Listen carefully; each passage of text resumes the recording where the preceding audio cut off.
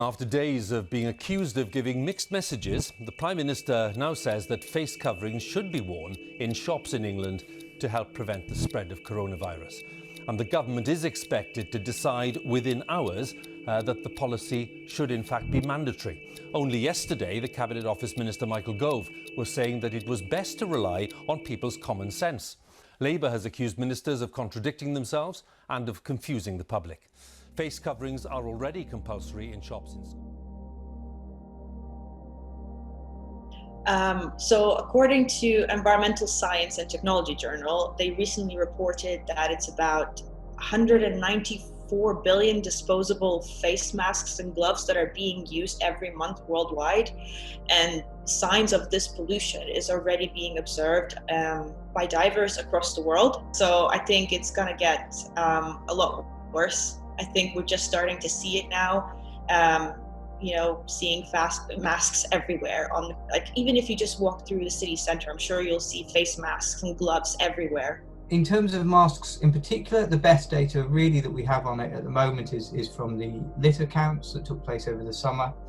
And for this country, the Marine Conservation Society have recorded that about 30% of the beaches that they cleaned had some form of pandemic PPE as part of what they were picking up. The rise in littering that happened very early on in the pandemic, when people would wear single-use masks and just leave them on the ground and this kind of thing, and people not know how to dispose of them. And I think the information around self-isolation and how to deal with your rubbish was kind of mentioned, but never about how to dispose of single-use masks in the same level of detail. I think in general more guidance should have been given, because people just don't know what to do, and when they don't know what to do, they'll just do what they want to do, which isn't safe.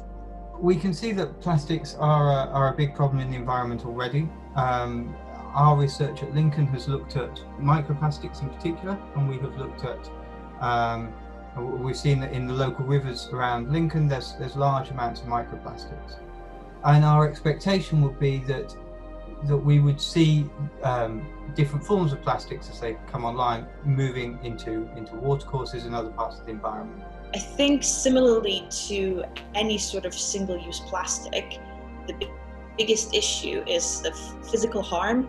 So it can cause problems of entanglement and especially being mistaken for food. The problem is that it starts degrading down, and this fragments into smaller and smaller particles. What we don't know is the chemicals that are found within the plastic, of how they leach out and what other toxic effects they could cause onto the physical being.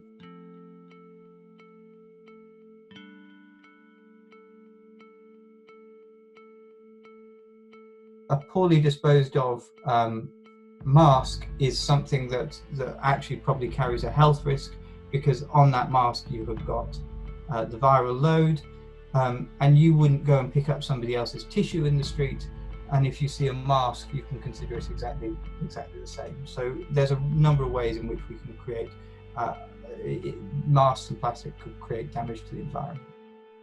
I think in general we've got such a huge problem of growing plastic waste. If you look at the news, you'll see how China and Malaysia is rejecting huge containers of plastic waste that's being sent from the UK, and they're sending it back to us.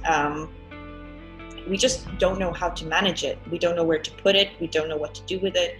The few types of plastic that are currently being recycled, the recycling process is so slow, and it is still dangerous, and the plastics that are being recycled can only be recycled a few times before they do end up back in the landfill.